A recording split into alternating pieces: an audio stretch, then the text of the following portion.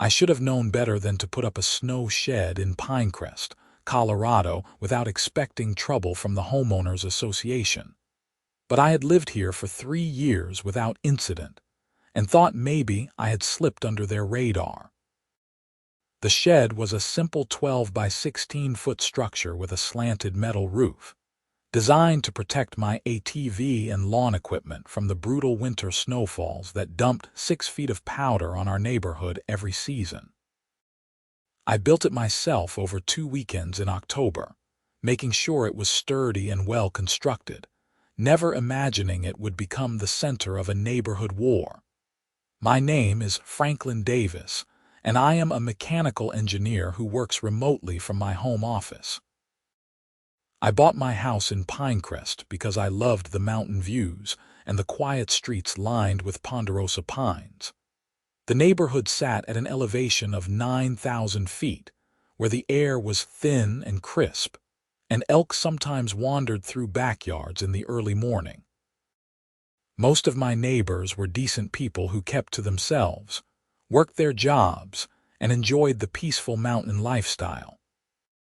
But every neighborhood has at least one person who makes everyone else miserable, and in Pinecrest, that person was Margaret Schneider, the vice president of our homeowners association. Margaret was a 52-year-old woman with short blonde hair that she kept in a severe bob cut, wire-rimmed glasses that magnified her critical eyes, and a permanent expression that suggested she had just smelled something unpleasant. She wore blazers even on casual weekends, and carried a leather-bound notebook where she recorded every violation she witnessed or imagined. Her husband Richard worked long hours as a surgeon in Denver, which left Margaret with too much free time and a desperate need to control something in her life.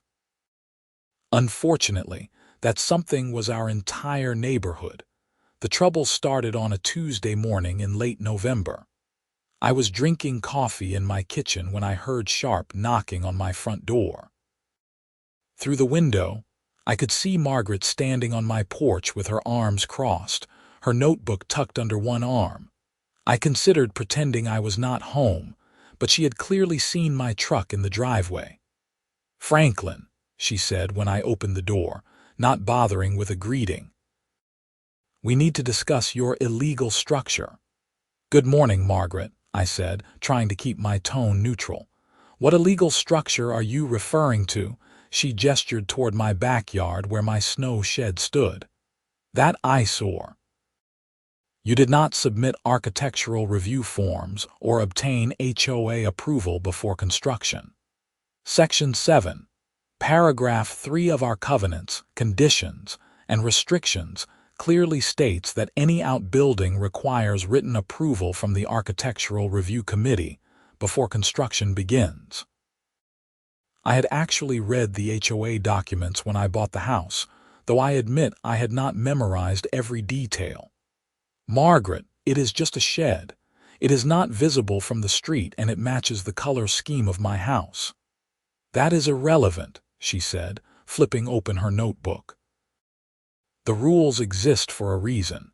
You have 7 days to submit the proper paperwork, pay the late filing fee of $500, and potentially remove the structure if the committee denies your application." $500. I felt my jaw tighten. That is ridiculous. The materials for the entire shed only cost $800. Margaret's expression did not change. "The rules are the rules, Franklin. If you had followed proper procedure, there would be no fee. Consider this your official warning." She turned and walked down my porch steps, her sensible shoes clicking against the wood. I stood there watching her car pull away, feeling my blood pressure rise. The snow shed was completely reasonable. It was well built, painted to match my house's brown and tan color scheme, and tucked behind my property where it could not possibly bother anyone. But I knew Margaret well enough to understand she would not let this go. She had previously cited neighbors for leaving trash cans visible from the street on non-collection days, for planting flowers she deemed the wrong color, and for parking a work van in their own driveway overnight. Over the next few days, I tried to reason with the situation. I filled out the architectural review forms, which were absurdly detailed, requiring measurements, material specifications, drainage plans, and even a justification essay explaining why the structure was necessary. I submitted everything through the HOA's online portal and waited. 2 weeks passed with no response. Then, on a Friday afternoon in mid-December, I received a certified letter. The Architectural Review Committee, which consisted of Margaret and 2 other board members who apparently rubber-stamped whatever she wanted, had denied my application. The letter cited multiple reasons, including that the shed's roofline did not match my house's architectural style, that the placement was not aesthetically pleasing, and that metal roofing was not consistent with neighborhood standards, despite the fact that at least 12 other houses in Pinecrest had metal roofs. The letter concluded with a demand that I remove the structure within 30 days or face daily fines of $100 until compliance was achieved. Additionally, I still owed the $500 late filing fee for having built the shed without prior approval. I called an emergency meeting with my neighbor Tom, who lived 2 doors down and had dealt with Margaret's tyranny for 7 years. Tom was a retired firefighter with a salt and pepper beard and a calm demeanor that came from years of dealing with actual emergencies. She did the same thing to the Johnsons 3 years ago, Tom told me, leaning against his kitchen counter. They wanted to build a deck. She denied them 4 times, each time with different reasons. Eventually, they just gave up. "This is insane," I said. "I need that shed." "Where am I supposed to store my equipment during winter?" "In your garage, according to Margaret's vision of perfection," Tom said with a dry laugh. "Look, Franklin, you have 2 choices. You can roll over and let her win, or you can fight back. But fighting the HOA is expensive and exhausting." I went home that evening and stared at my snow shed, thinking about how much work I had put into building it. The structure was solid. I had anchored it properly, used quality materials, and even added extra bracing to handle heavy snow loads. The idea of tearing it down because Margaret Schneider did not like how it looked made my stomach turn. That weekend, I made a decision. If Margaret wanted to play hardball, I could do the same. I started researching HOA law in Colorado, reading through statutes and case precedents. I discovered that homeowners associations had significant power, but that power was not unlimited. They had to follow their own governing documents and could not act arbitrarily or discriminatorily. I also learned that HOAs themselves had to comply with building codes and regulations. This gave me an idea. If Margaret wanted to involve inspectors and regulations, I could do the same. Monday morning, I called the Pinecrest Building Department and asked about the inspection process for the HOA's community center. The community center was a large building near the neighborhood entrance that hosted HOA meetings and social events.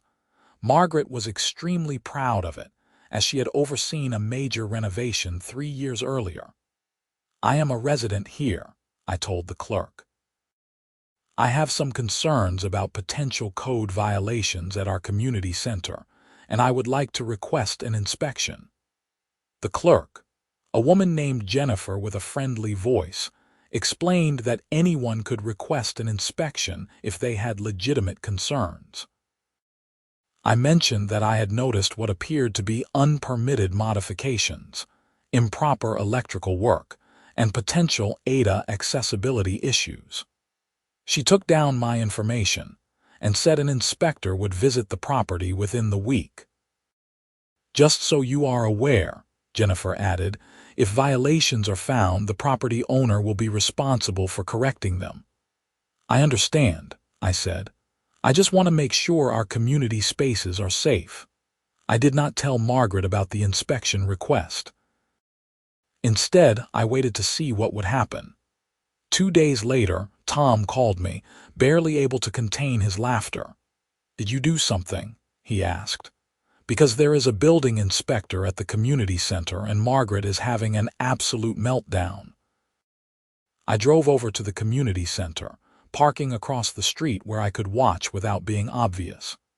Margaret stood outside the building with a man in his 40s wearing a fluorescent safety vest and carrying a clipboard. Even from a distance, I could see her animated gestures and red face. The inspector remained calm, pointing at various parts of the building and writing notes. The inspection lasted nearly 2 hours. When the inspector finally left, Margaret stood on the community center steps looking like someone had canceled Christmas. I waited until the next morning to check the public inspection records online. What I found was better than I could have imagined. The building inspector, whose name was Robert Chen, had cited the community center for 10 separate violations. I downloaded the report and read through it with growing satisfaction. The report estimated that correcting all violations would cost between $15,000 and $25,000. The HOA had 60 days to complete the corrections or face escalating fines and potential closure of the facility. I printed the report and waited. I knew Margaret would eventually connect the dots and realize I had requested the inspection, but I wanted her to discover the violations first. That afternoon, an email went out to all HOA members from the board president, a mild-mannered accountant named David, who usually deferred to Margaret on everything. The email explained that a routine inspection had revealed some maintenance issues at the community center, and that the board would be holding a special meeting to discuss the necessary repairs and their funding. The meeting was scheduled for the following Thursday evening. I cleared my calendar and made sure to arrive early. The community center's meeting room was packed with residents, many of whom were confused about why emergency repairs were needed and why they might face a special assessment to pay for them. Margaret sat at the front table with David and the other board members, looking like she had not slept. Her notebook sat closed in front of her, and her hands were clasped tightly together. When David called the meeting to order, Margaret immediately took over. "We have a situation," she began, her voice strained. "Due to an unwarranted inspection request by a vindictive resident, our community center has been cited for violations that will cost considerable money to fix." "Were the violations legitimate?" someone called out. Margaret's jaw tightened. The inspector was extremely nitpicky. "These are minor issues that have existed for years without causing any problems." I raised my hand. Margaret's eyes locked onto me, and I saw recognition and anger flash across her face. "Franklin," she said coldly, "do you have something to contribute?" "I do," I said, standing up. "I requested the inspection and I would like to explain why." The room went silent. Margaret looked like she wanted to leap across the table. "You had no right," she hissed. "Actually, I had every right," I replied calmly. "As a resident and dues-paying member of this association, I have a legitimate interest in ensuring our common facilities are safe and up to code." "The inspector found 10 violations, Margaret. 10. These are not minor issues. These are serious code violations that put people at risk."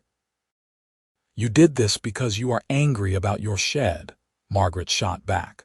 "This is retaliation."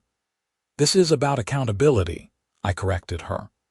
"You have spent years enforcing every tiny rule in our HOA documents, demanding that homeowners follow regulations to the letter.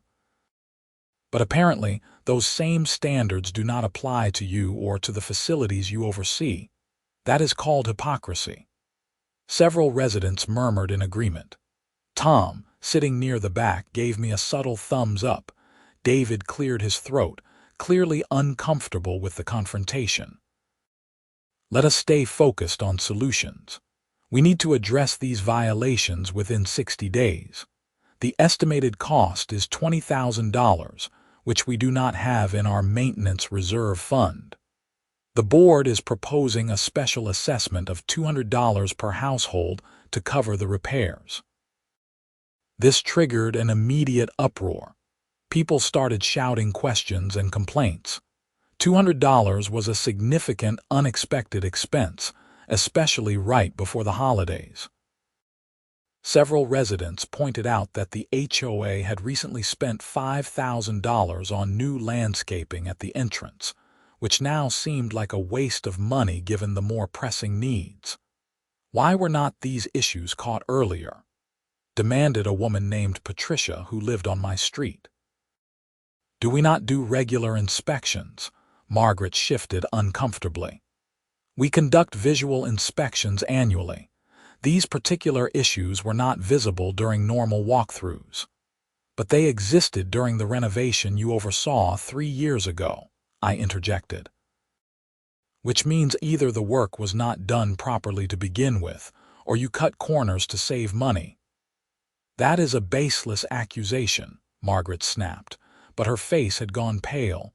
David held up his hands. We need to move forward. The violations are real and we have to fix them. I will call for a vote on the special assessment. Before he could proceed, a man in his 60s named George stood up. George was a retired attorney who had lived in Pinecrest since the neighborhood was first developed.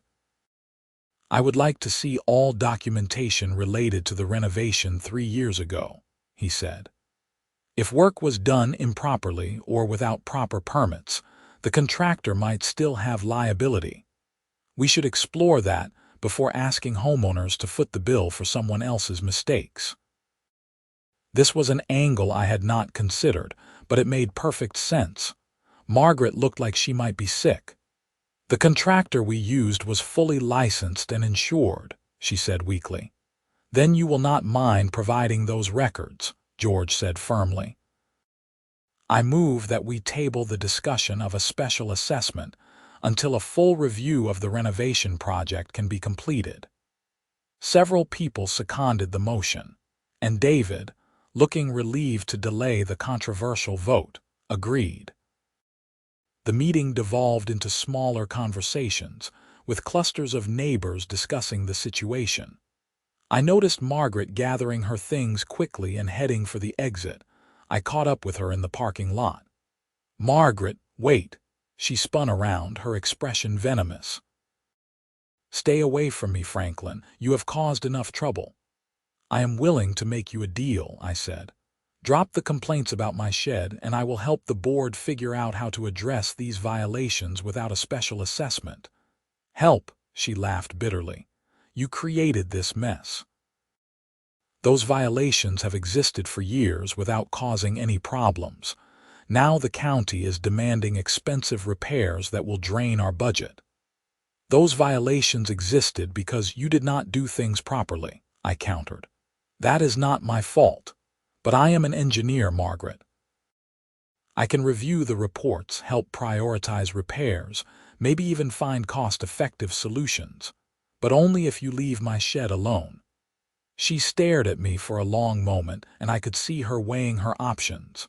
Finally, she said, I will discuss it with the board. Then she got in her car and drove away. Over the next week, I did not hear anything from the HOA. I used the time to review the building inspector's report in detail and research costs for the various repairs. Some of the violations were serious and needed immediate attention, particularly the electrical issues and the smoke detectors. Others, like the handrail heights and the ramp slope, were technically violations but posed less immediate risk. I put together a proposal outlining a phased repair approach that would address the most critical issues first while spreading costs over several months. I also identified some work that skilled homeowners could potentially do themselves with proper permits, which would save on labor costs. My proposal estimated we could handle everything for around $12,000 instead of $20,000, and without requiring a special assessment if we used the maintenance reserve fund and deferred some non-essential projects. I sent the proposal to David, not Margaret. He responded within hours, thanking me and asking if I would be willing to present the plan at the next board meeting. I agreed with one condition. The board needed to approve my snow shed. David called me that evening. "Margaret is not happy about this," he said. "But honestly, Franklin, the rest of the board thinks your shed is fine. It is well built and not bothering anyone. Margaret has been overreaching on enforcement for a while now, and this situation has made the rest of us realize we need to rein her in." "So will you approve it?" I asked. "I am going to call for a board vote tomorrow," David said. "I cannot promise anything, but I think you will get your approval." True to his word, I received an email the next day informing me that the Architectural Review Committee had reversed its decision and approved my snow shed. The email was terse and formal, with no explanation for the reversal, but I did not care. I had won.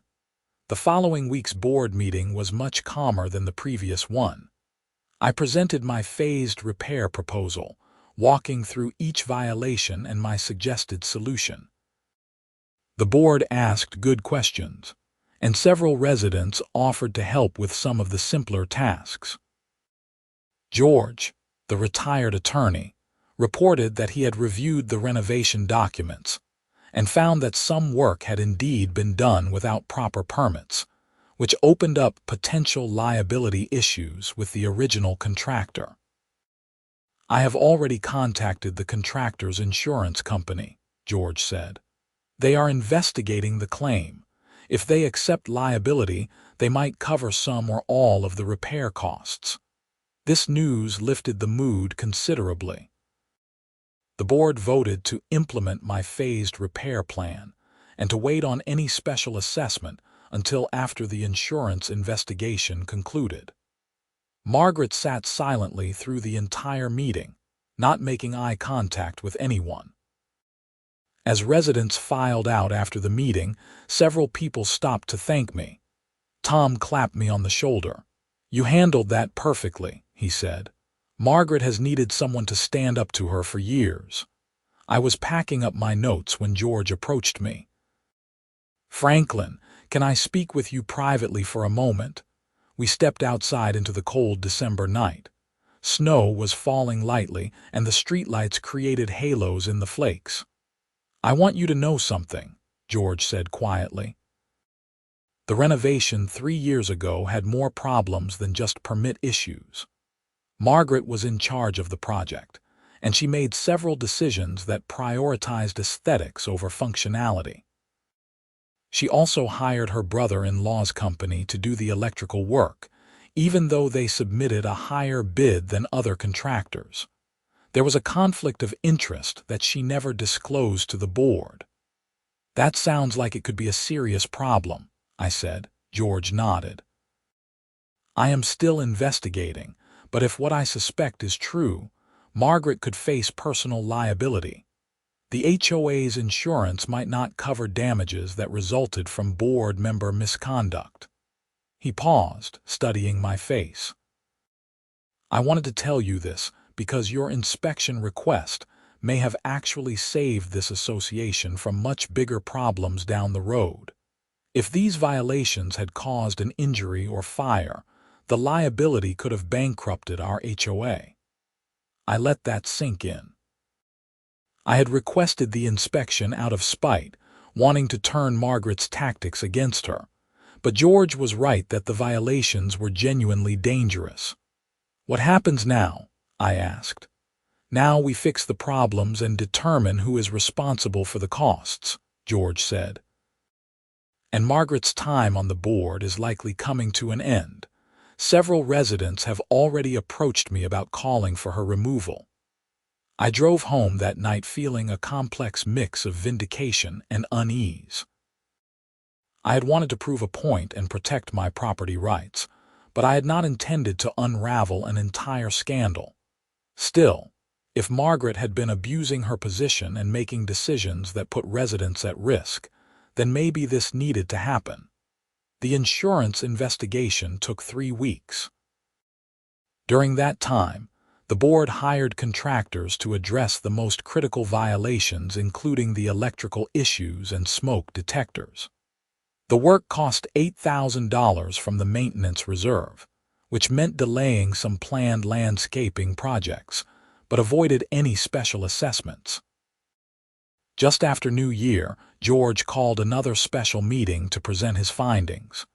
The community center was packed again, with even more residents attending than before.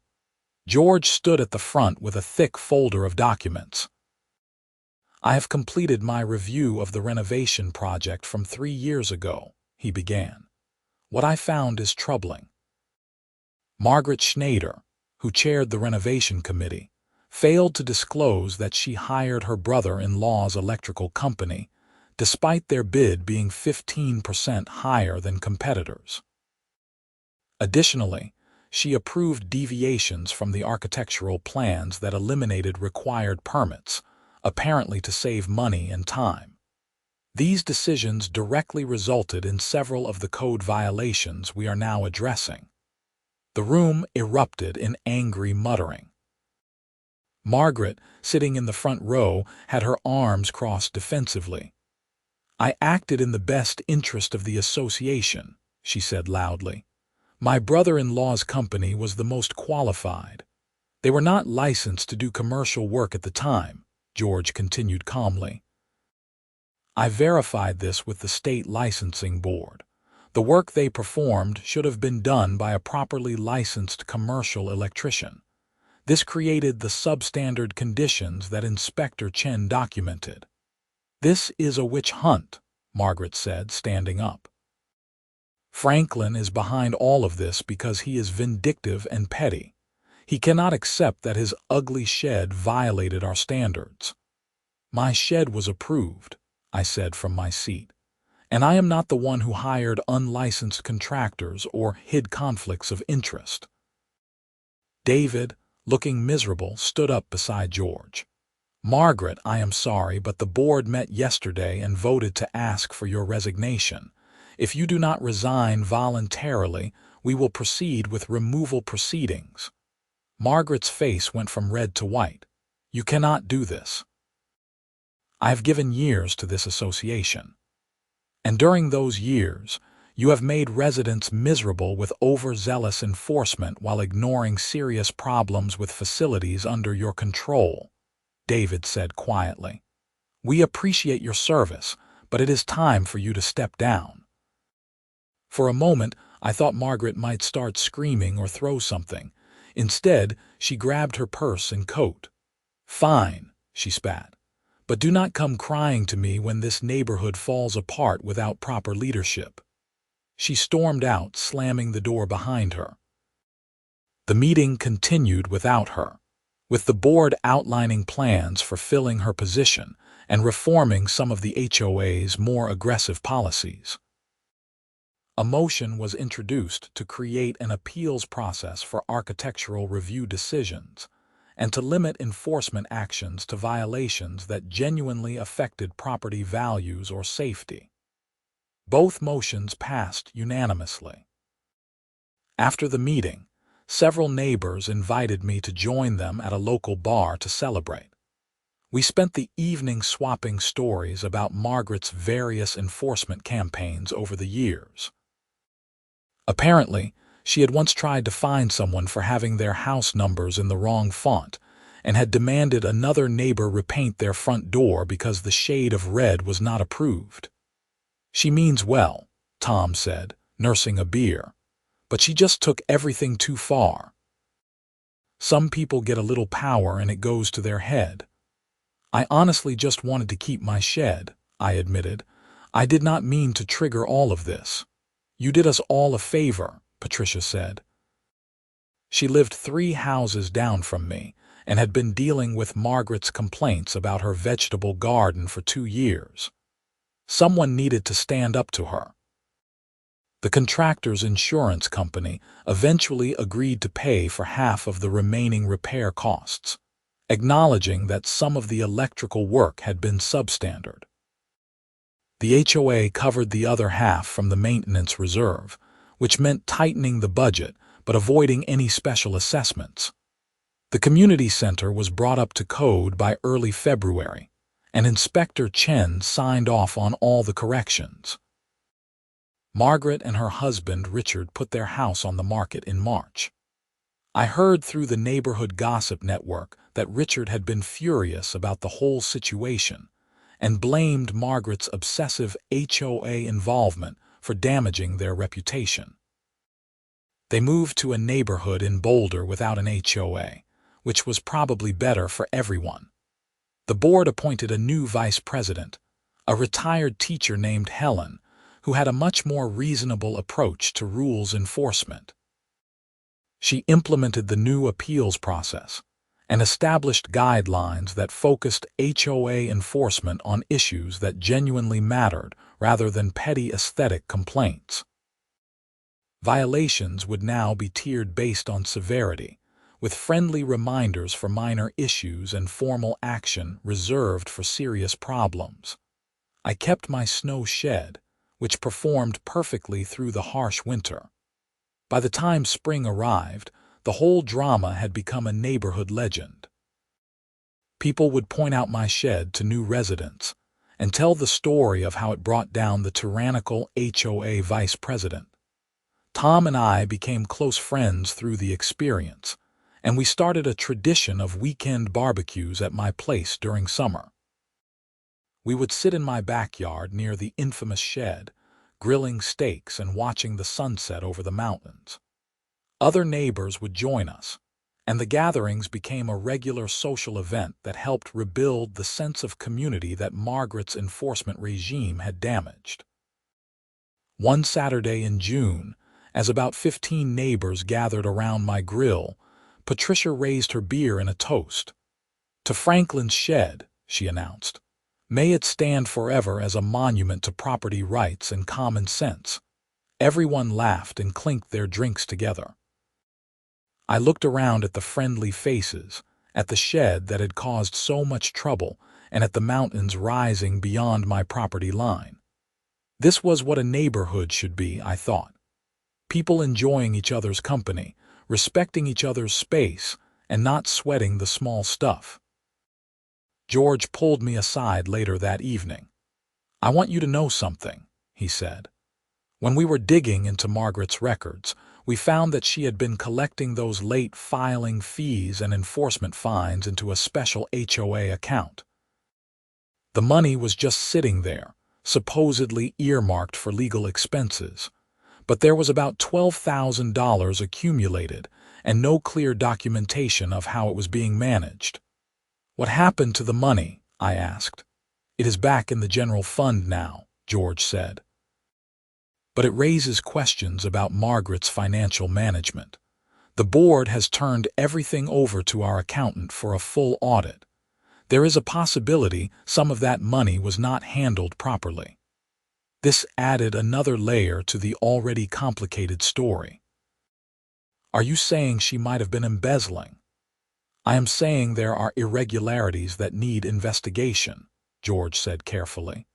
"Your $500 late filing fee went into that account, for example, but there is no legal basis for such a fee in our governing documents. Margaret just made it up and enforced it anyway." Over the following weeks, the audit revealed more problems.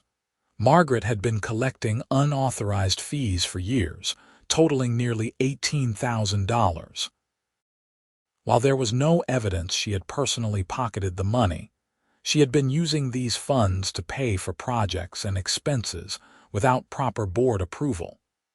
It was a clear violation of her fiduciary duties and potentially a legal issue. The board met with an attorney who specialized in HOA law.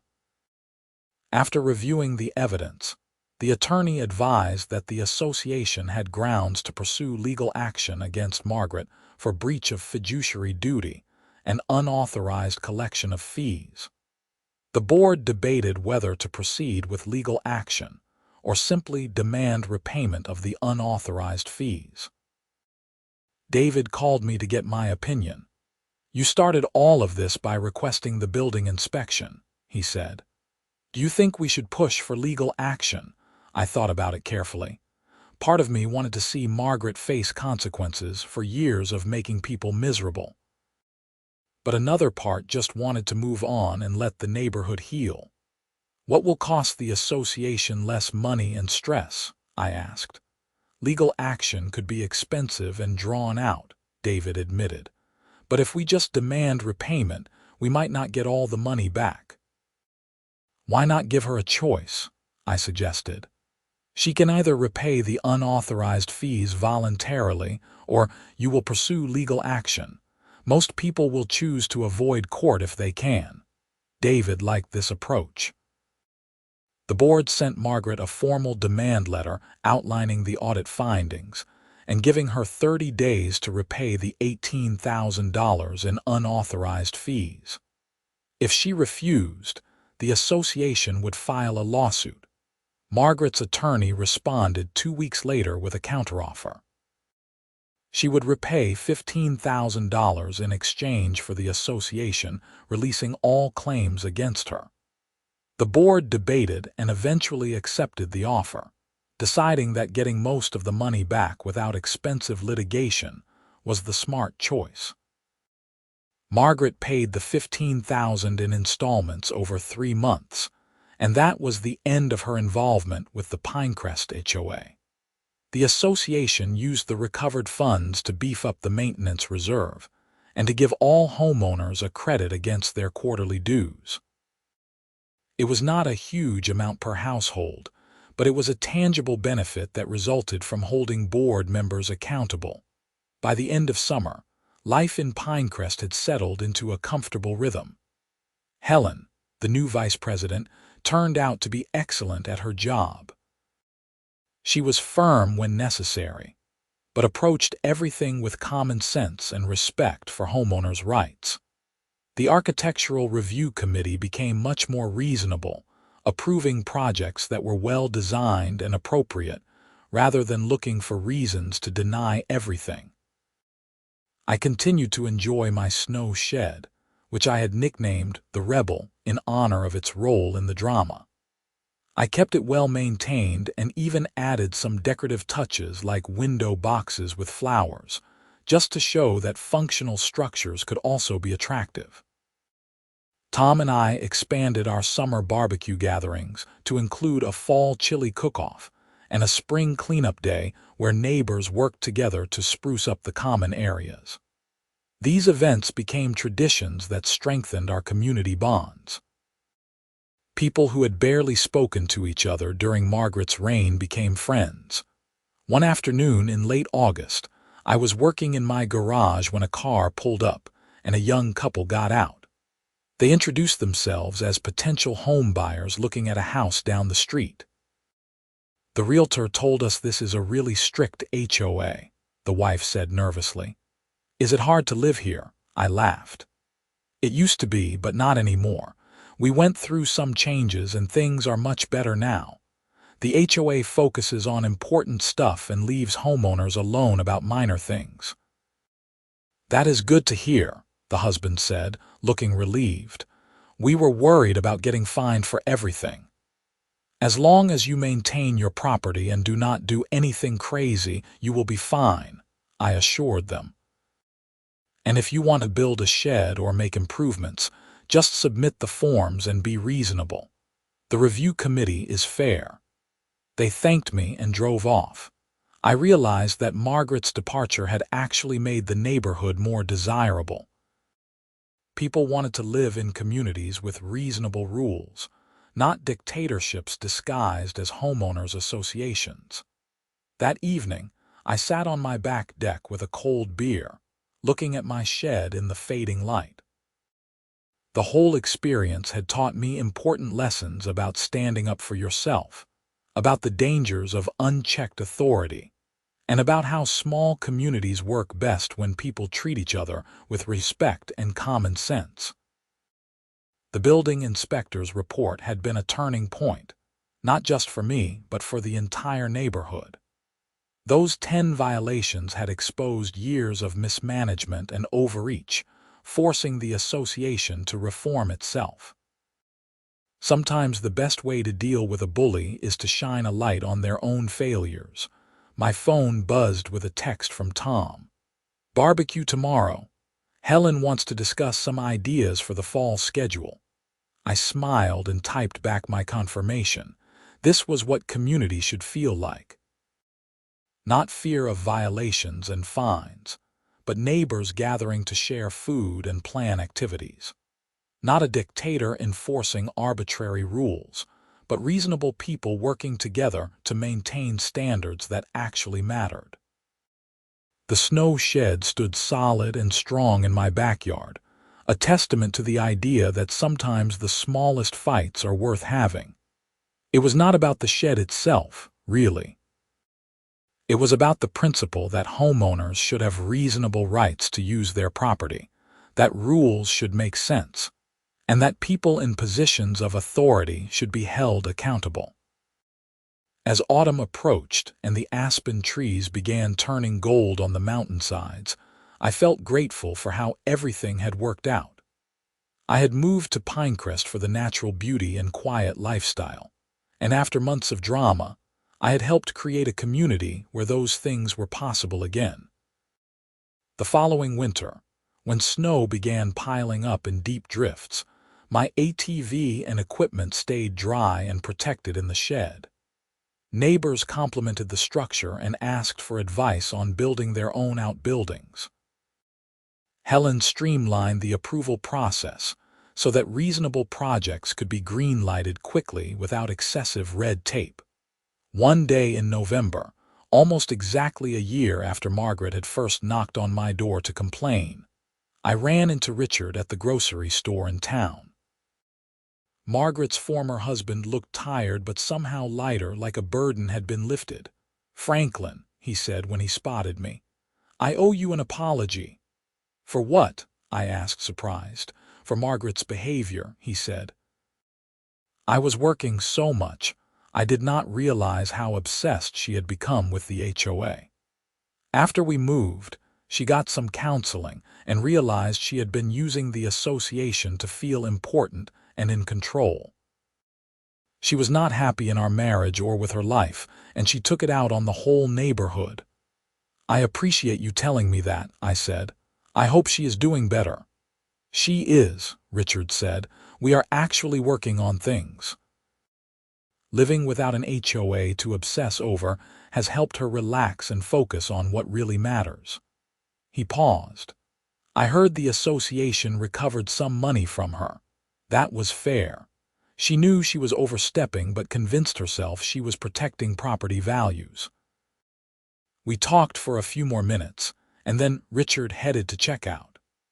I stood there thinking about how people can get lost in roles they create for themselves, how a little power can corrupt when someone is looking for meaning or control in the wrong places. The story of my snow shed became something of a local legend in Pinecrest.